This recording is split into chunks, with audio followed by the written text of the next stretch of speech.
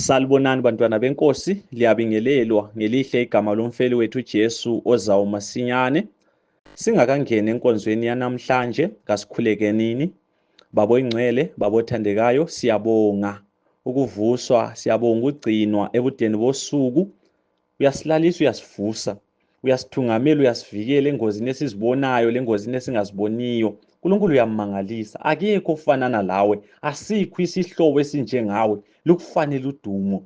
Sithi udumo lobukhosi lamandla ngakube ngakuwe, ngoba kufanele wena wedwa. Babo ingcwele, sizafunda elizwini lakho, sitolikele, sambulele imfihlakalo yokusindiswa kwethu, sikholwe, sibambe, sisindiseke umusa ungakavalwa, singakazunywa ikufa. Ngenxa kaJesu siyakhuleka, amen, amen. Namhlanje bathandekayo, sizafunda uRomans chapter 14 ivesi Romans chapter 8 verse 14 kusiya ku17, incwadi yabaseRoma 8 verse 14 kusiya ku17. Nxa kuvuma sizayiqeda, nxa kungavuma ukuthi siyiqede sizayiqedisa kusasa.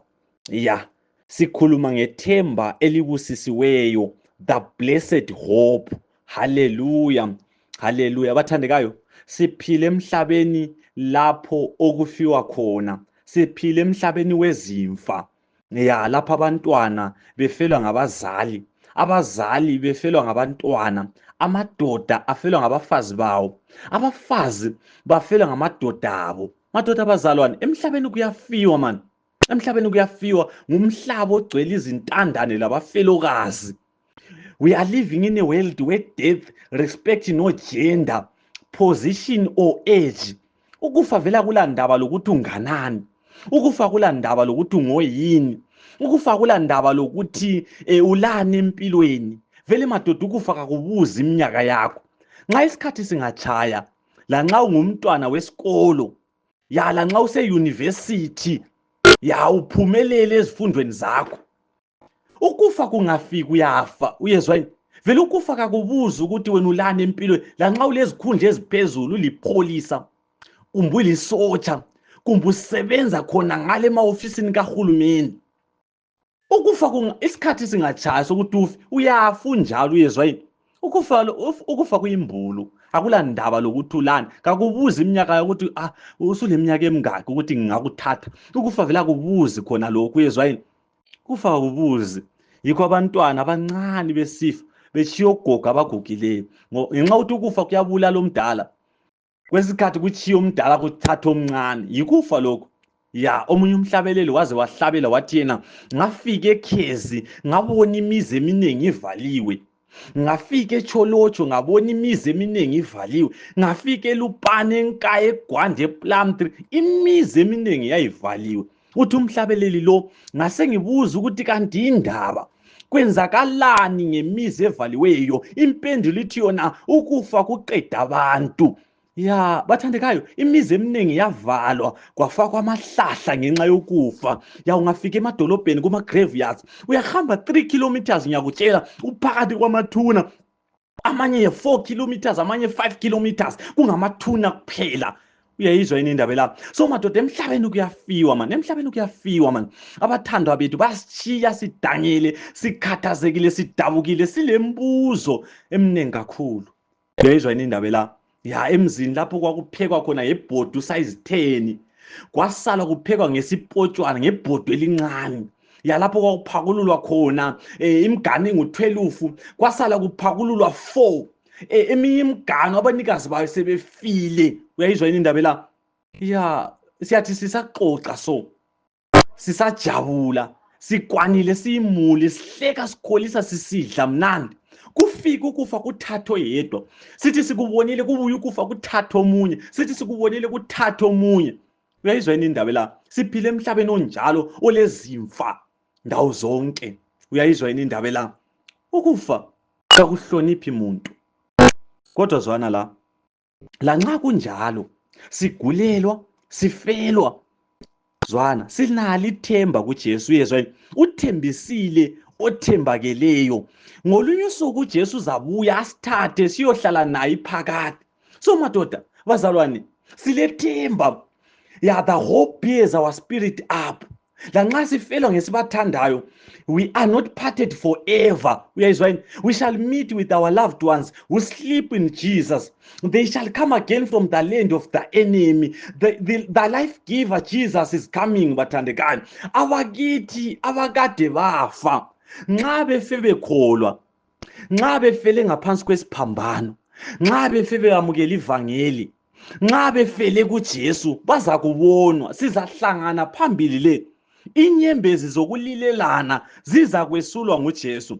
Insizi nokufa nokulila kungasekho, phinde sihlangane lakho. Haleluya. Abathandekayo, silekhaya elingcono lapho kungafuwa khona, silekhaya elingcono lapho kungagulwa khona, silekhaya elingcono lapho kungalanjwa khona, lapho kungajombwa khona. Kakula mamoshari, kakula magraveyards, kakula zibhedlela kulelo khaya. Silekhaya elingcono bathandekayo kuJesu, silekhaya elingcono. Haleluya. Lezwe yini indaba lapho bathandekayo?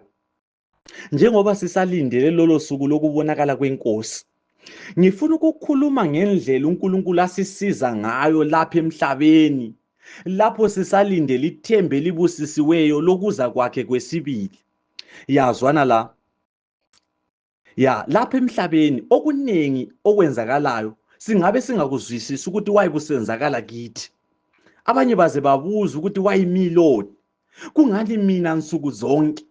Ngafelwa last year. Ngafelwa last year. Ngifele kabili this year. Abanye balembuzo ukuthi why mina mnyaka yonke? Kungani mina nsuku zonke? Lezwe yini indaba la? Ngifuna ukukutshela, ngifuna ukukunikeza ithemba ukuthi phakathi kwenhlupho esihlangana lazo, uNkulunkulu akasishiyanga sodwa. Uzakhumbula intshumayelo yethu edluleyo, amavesi esiwafundileyo kuRomans chapter 8 avezile umsebenzi kaMoya oNgcwele emuntwini okholwayo. IBhayibheli isitshelile ukuthi impilo yomKristu yimpilo ethunganyelwa nguMoya oNgcwele, yimpilo elawulwa nguMoya oNgcwele, ngoba impilo kamoya. Kwelinye ilanga uJesu nxa ekhuluma labafundi bakhe ethembisa uMoya oNgcwele, ungafunda uJohn chapter 14 verse ngelika 16. Uthini uJesu? Uthi ngizacela kuBaba ukuthi alinike omunye umeli ukuthi alisize abe lani kuze kube laphakade. Haleluya, haleluya. Lezwe yini indaba lapho?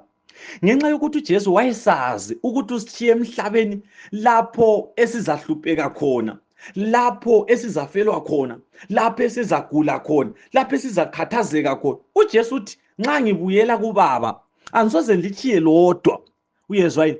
Ngizacela uBaba alinike omunye umeli, haleluya, the counselor, oza kuba lani hathi namuhla kuphela, hathi kusasa kuphela, kodwa oza kuba lani kuze kube laphakade. Haleluya. Ungafunda amanye amaversion athi ngizacela uBaba alinike umsizi, the help.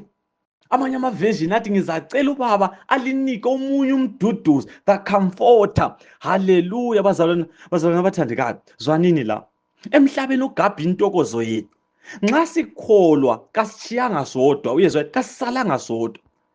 Nxa udinga umduduzi, uMoya oNgcwele ukhona ukukududuza. Nxa udinga ukusizwa, uMoya oNgcwele ukhona umsizi.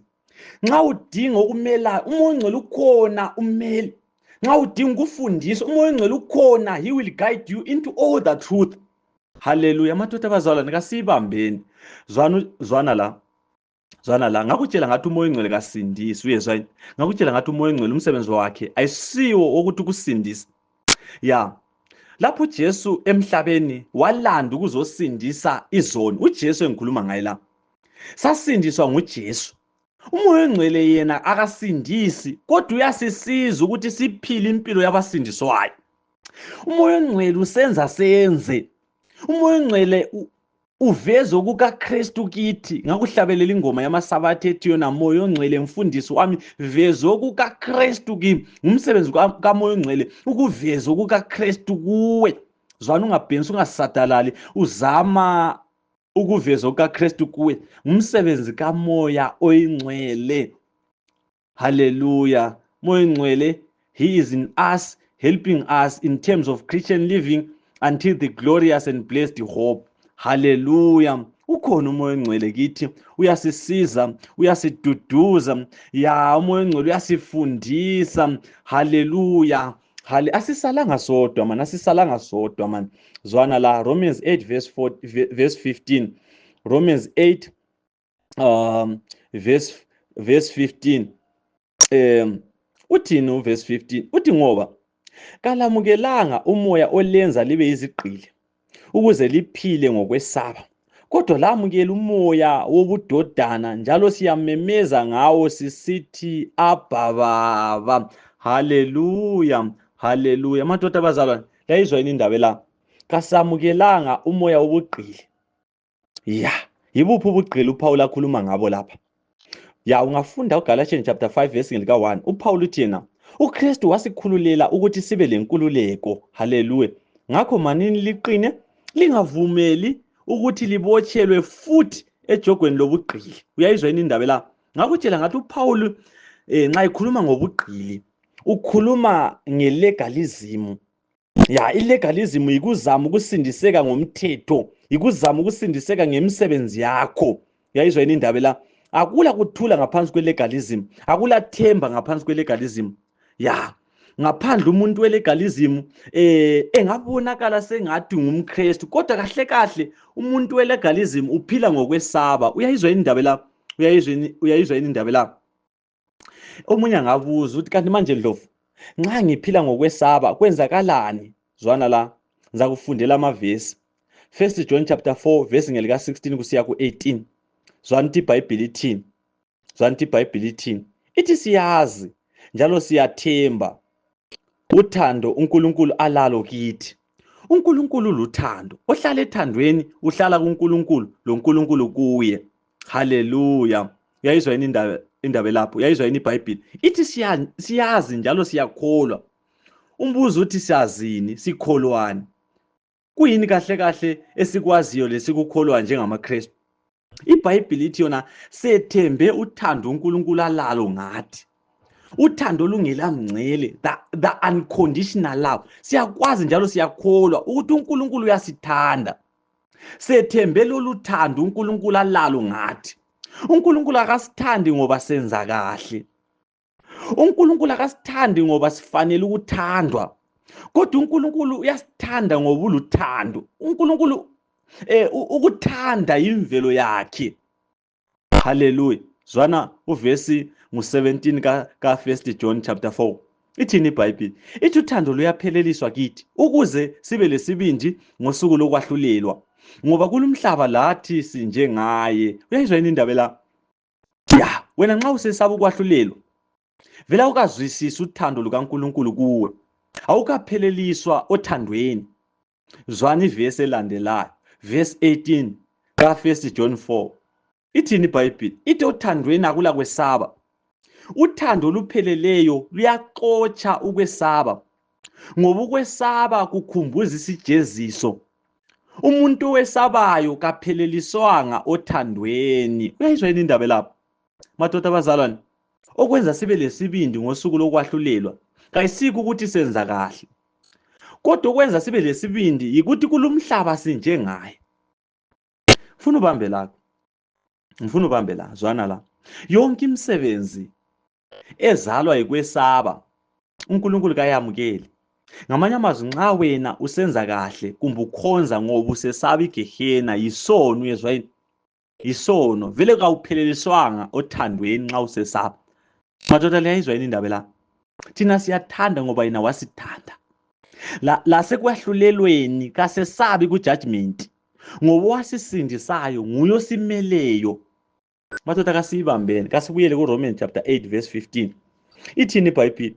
Ithi ngoba kalamukelanga umoya olenza libe yizigqili ukuze liphile ngokwesaba, kodwa lamukela umoya wobudodana, njalo siyamemeza ngawo sisithini? Sisithi Abba Baba.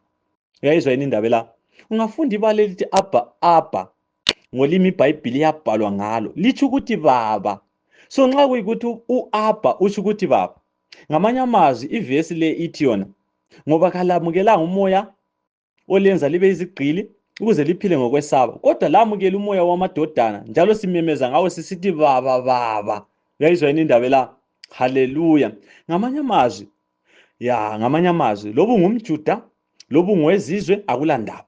Nxa ukholwa, God is your father. uNkulunkulu ngubaba wethu. Uyabathanda abantu bakhe. Wasisindisa njalo lokho esebenza kithi. Ungumduduzi kithi. Ungumsizi, ungumfundisi kithi. Zwana verse 16 kaRomans chapter 8. Uthini? Uthi umoya uyafakaza lo moya wethu ukuthi thina singabantwana bakaNkulunkulu. Haleluya. Umoya uqobo uyafakaza lo moya wethu ukuthi thina singabantwana bakaNkulunkulu. Haleluya. Ngamanye amazwi, umoya ongcwele ohlala phakathi kwethu uyasitshela ukuthi singabantwana bakaNkulunkulu. Zwana, kukholo khona lokho. Singabantwana bakaNkulunkulu ngoba sikuJesu. Romans 8 verse 17. Ithini iBhayibheli? Sengicina ngevesi yona le. Ngiyacina ngevesi yona le. Ithini iBhayibheli? Ithini? Ithi ngakho nxa singabantwana bakaNkulunkulu sizindlalifa. Izindlalifa zikaNkulunkulu lezindlalifa kanye loKristu. Nxa sihlanganyela laye impela ezinhluphekweni zakhe, ukuze sihlanganyele laye njalo enkazimulweni yakhe. Uyayizwa yini indaba lapha? Ngakutshela ngathi mina, ukuze uKristu asisindise, kwakumele ukuthi ahlanganyele lathi, abe yithi. Zwana la. Ukuze usindiso lusebenzele thina, lusisebenzele usindiso loli olweza ngoJesu.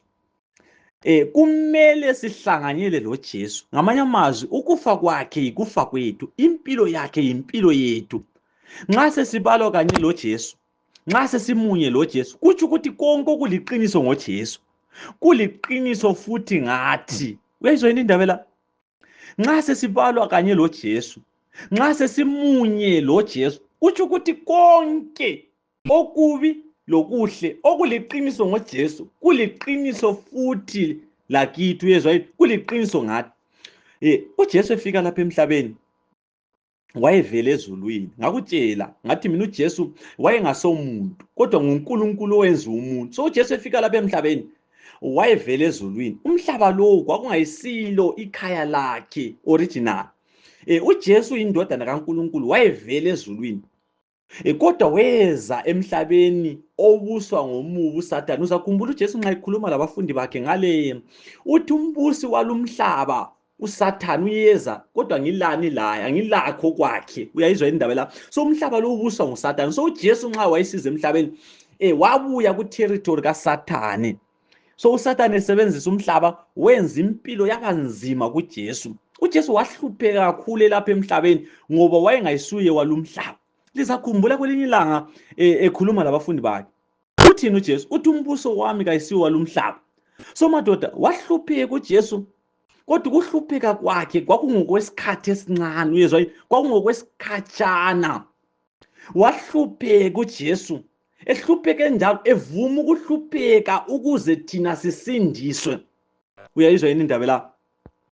Madoda, emhlabeni njengoba sesihlanganyele loJesu ekufeni lekuvukeni kwakhe, sesihlanganyele loJesu kulokho ayikho khona, kumele sivume ukuhlupheka ukuze ibizo likaJesu liphakanyiswe. Umzilo yini uPaul? Uthi yena nxa ufuna ukwamukela inkazimulo eyamukela nguJesu, kumele uqala uhlanganyele laye ekuhluphekweni, ngoba uJesu kaqalanga ngenkazimulo elapha emhlabeni, waqala ngokuhlupheka. Esehluphekile uJesu wakhazimuliswa. Uyezweni? Ngamanye amazwi, ngeke uhlanganyele loJesu enkazimulweni ungaqalanga wahlanganyela laye ekuhluphekweni emhlabeni. Uyayizwa indaba la? Mana ngikufundele ivesi. Ithini iBhayibheli? KwabaseRoma 8 verse 17 ngiyayiphinda. Ithini? Ithi ngakho nxa singabantwana sizindlalifa, izindlalifa zikaNkulunkulu lezindlalifa kanye loKristu. Nxa sihlanganyela laye impela ezinhluphekweni zakhe, ukuze sihlanganyele laye njalo enkazimulweni yakhe. Uyayizwa yini indaba lapho? Nxa singabantwana bakaNkulunkulu sizindlalifa, izindlalifa zikaNkulunkulu. Haleluya. Kutsho lokho. Ungafunda kuDaniel chapter 2 ivesi lingelika 44. Ngemva kokuthi uNebukadnezar aphuphe lesana isithombe esikhulu esasenziwe ngegolide. Lingabafundi beBhayibheli yazi indaba. Isithombe sasilekhanda legolide, isifuba sesiliva, isisu sethusi, imilenze yensimbi, inyawo zihlanganisa udaka, lensimbi kuthiwa nguDaniel mayesechasela uNebukadnezar uthi wena wabona ilitshe liqephuka entabeni lingaqetshulwanga isandla somuntu labuya latshaya inyawo zesithombe lasichoboza ilitshe latshaya inyawo zesithombe lakhula lagcwala umhlaba wonke ya so bathandekayo ikhanda legolide lelana lalimele umbuso weBhabhilona isifuba lesana esesiliva sasimele umbuso weMedo Persia owalandela weBhabhilona isisu sethusi sasimele umbuso weGreece owalandela weMedo Persia imlenze yensimbi yayimele umbuso weRoma owalandela umbuso weGreece so insimbi lodaka kwakumele i-division i-divided kingdom eyayimele ngumbuso eyalandela umbuso weRoma yonke le mibuso yabusa emhlabeni njengokuchasisa kukaDaniel kodwa zwana la ilitshe labonwa nguNebukadnezar liqephuka entabeni lingaqetshulwanga isandla somuntu lalimele umbuso kaJesu ozabuya utshaye uqede uchoboze imibuso yonke yasemhlabeni ubusuthatha indawo kube yiwo zasalubusa ingunaphakade uyayizwa indaba la so ilitshe bathandekayo lalimele umbuso kaJesu ongasoze uphele so umehluko phakathi kwemibuso yonke le ekhona leza kuba khona uJesu azayibuya ukuthi le mibuso yonke iyaphela.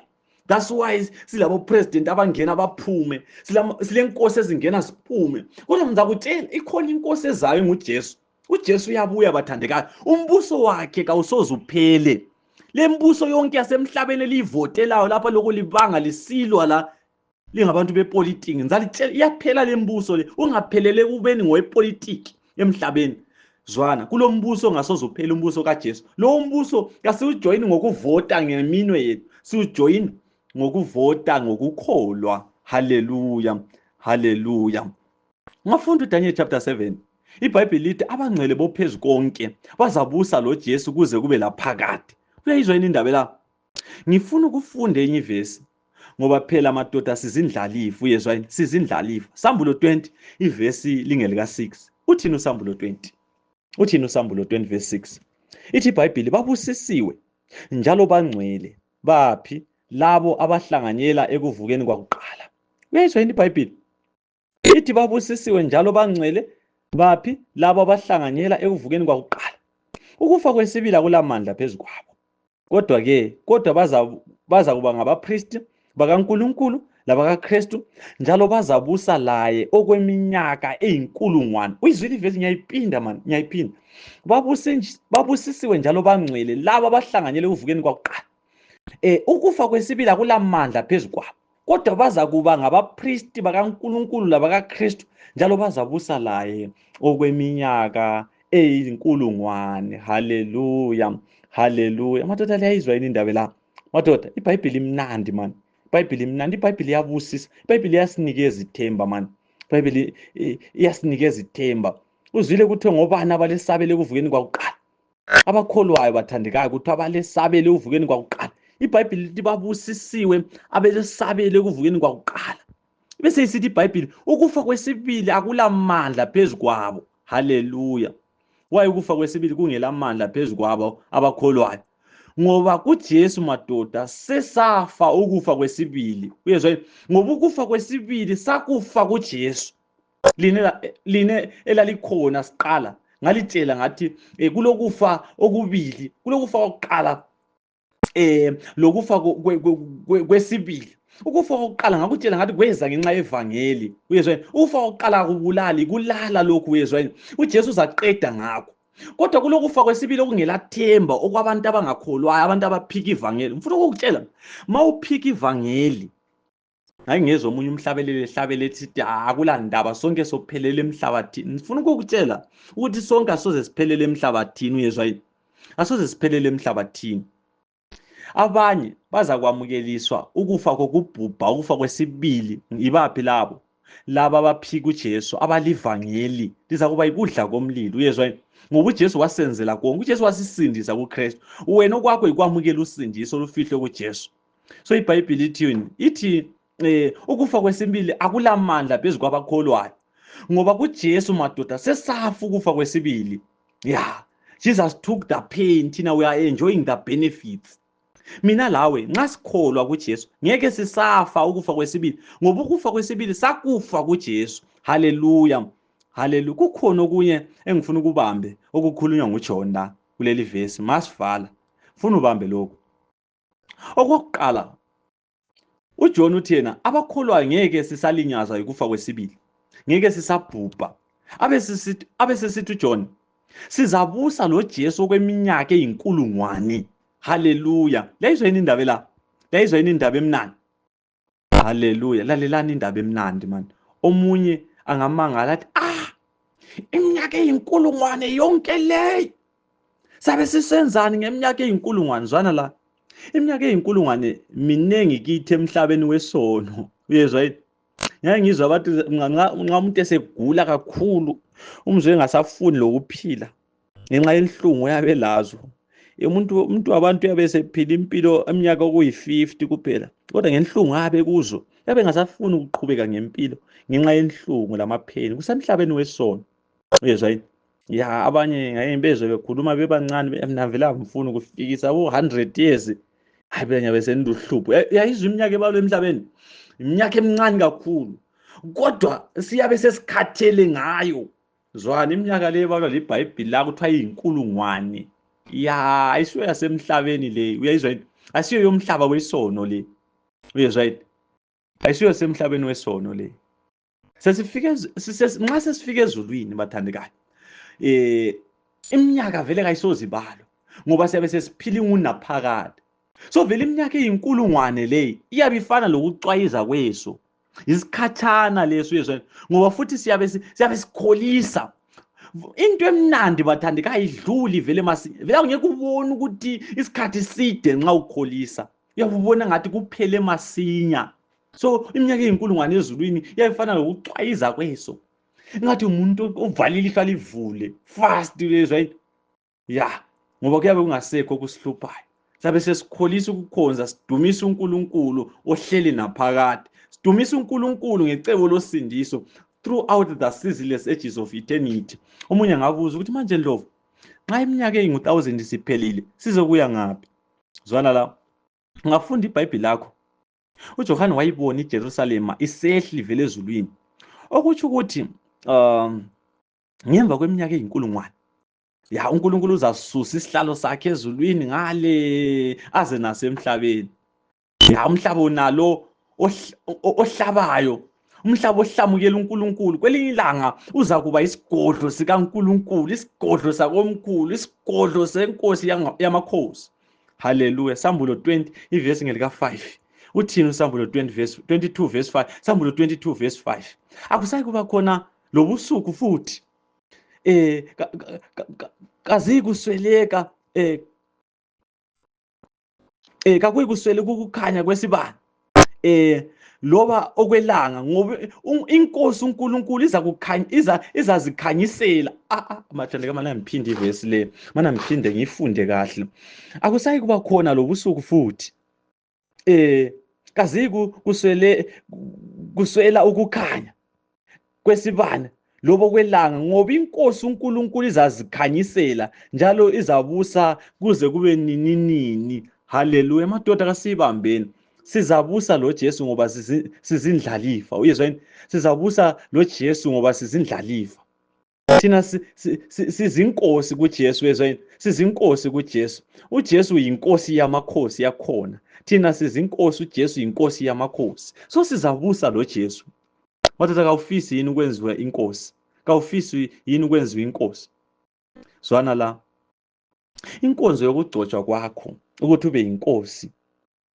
Uyezwa yini? Inkonzo yokugcotshwa kwakho ukuthi ube yinkosi. Ya, inkonzo yokugcotshwa kwakho ubukhosi isesiphambanweni. Uyezwa yini? Uyayizwa yini indaba la? Omunye ngabuza ukuthi manje Ndlovu, kuzagcwaliseka nini lokho? Ya, sizabusa nini loJesu? Sizabusa nini loJesu? Ngoba abantu sebekhathele emhlabeni.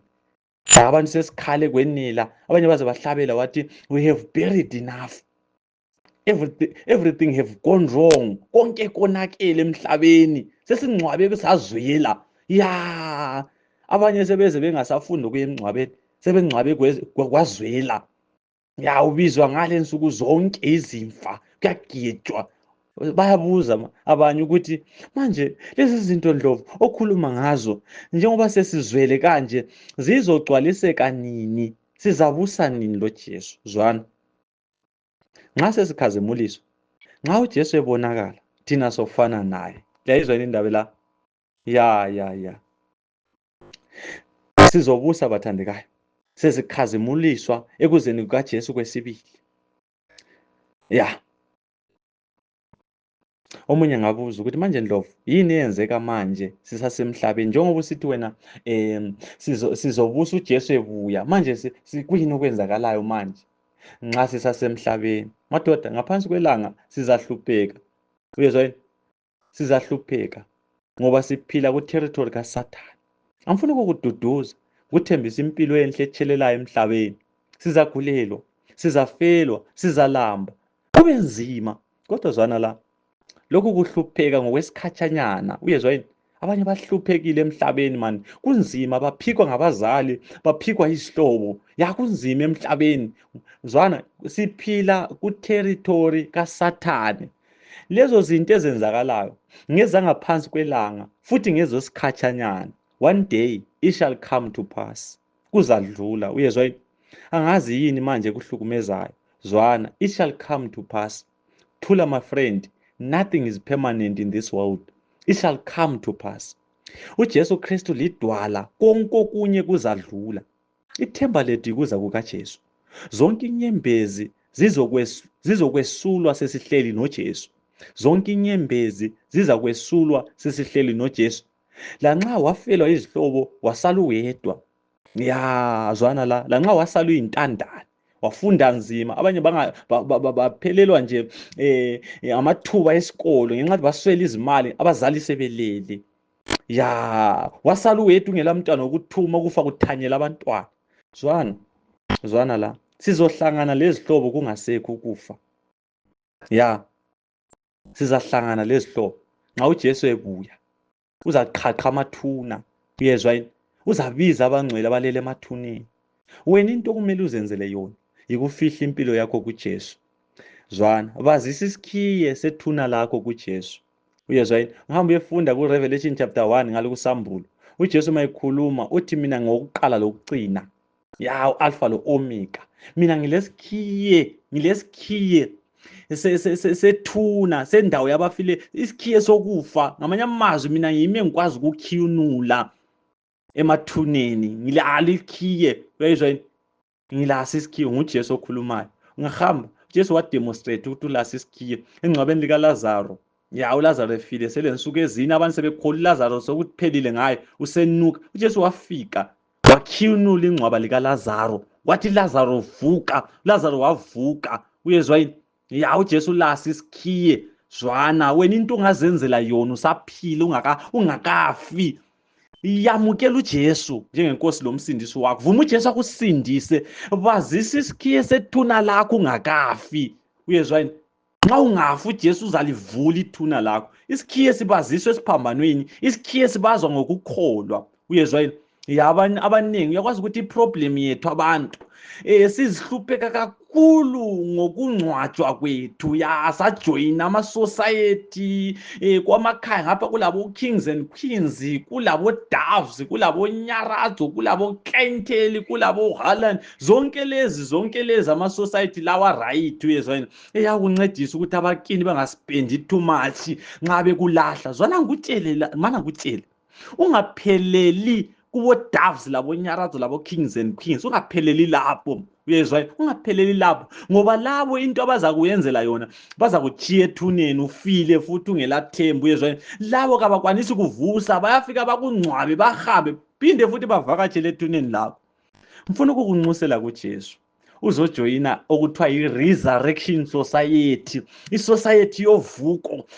Isociety kaJesu vele kangcwabi uJesu. uJesu yimpilo, vele kangcwabi. Nguye umfundisi who never conducted a funeral service. uJesu akazayiphatha inkonzo yomngcwabo, kazange achumayele emngcwabeni, kazange achumayele ukuthi abantu baduduzeke ofile angcwatshe. uJesu nxa wayefika endlini kaJairus kufiwe, wabiza indodakazi kaJairus yavuka. Nxa wayefile efika uJesu wabiza omunye umfana owayefile laye kungumntwana oyedwa womfelokazi. Uyayizwa yini indaba la? Wafika koLazaro kazange ajumayele wabiza uLazaro. So Jesu ulokubizwa kuthiwa i-Resurrection Society, isociety yovuko leyi ngevusa abafileyo.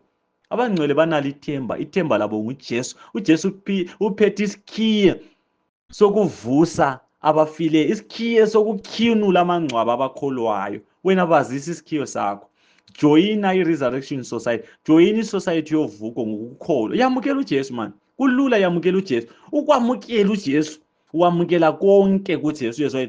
Yeah, bathandeka ngiyaliduduza man, ngiyaliduduza. Yes, we have to suffer now, but we have to enjoy later in heaven. Uyezwa, siza kukholisa ngale ezulwini phambili. Manje singahlupheka, sikhale, ya kube buhlungu, udabuke, ube leminye imikhuhlane ebangelwa yikukhala.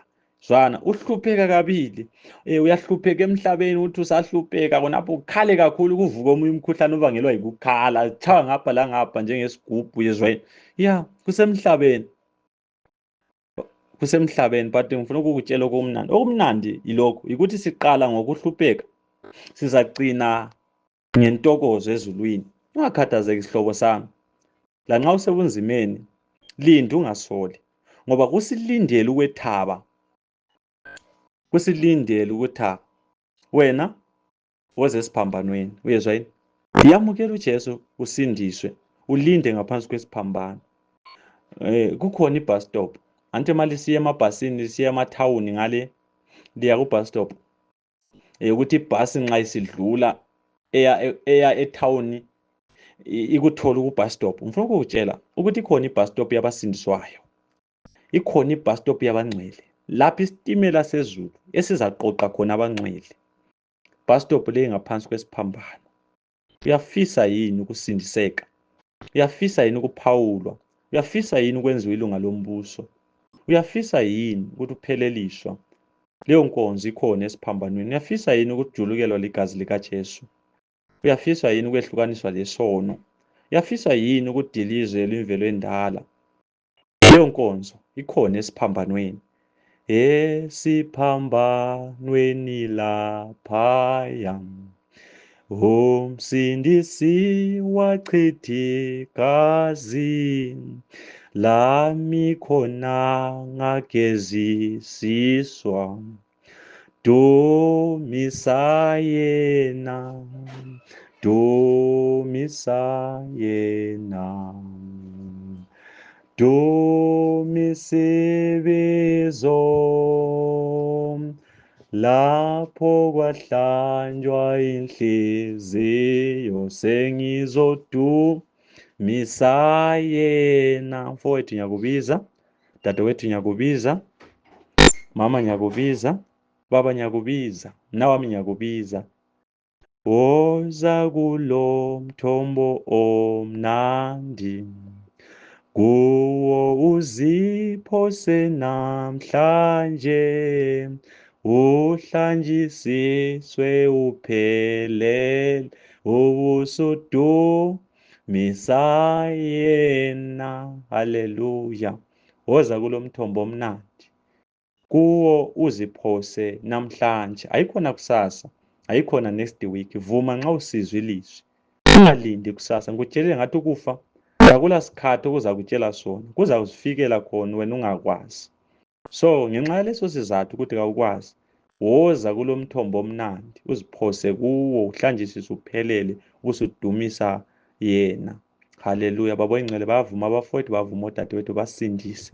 Nxa sonke sesindisekile, senze amalunga ombuso ngenxa kaJesu osindisayo, owasifelayo, wasibhadalela konke imilando yethu, asikweledi lutho kuJesu, ngoba ngokufa kwakhe ngempilo yakhe siyasindiseka. Siyakwamukela umhlatshelo opheleleyo, umhlatshelo kaJesu. Bamukela abafowethu, bamukela odadewethu. Babo ingcwele ungavumi kube loyedwa ozakuzwa ilizwi lona leli ekugcineni abe yikudla komlilo. Vuma ngasonalesi isikhathi lempilo nale emfitshane sisaphila, samukela usindiso, siphile silondekile ngaphansi kwesiphambano. Sivume sijoyine i-Resurrection Society. Nkosi othandekayo, sivuma sibazise izikhiye zethu esiphambanweni. Siyavuma Nkosi, ngenela enhliziyweni zethu, sinikeze Nkosi othandekayo ukukholo okutsha lethemba elitsha. Ngenxa kaJesu siyakhuleka, amen.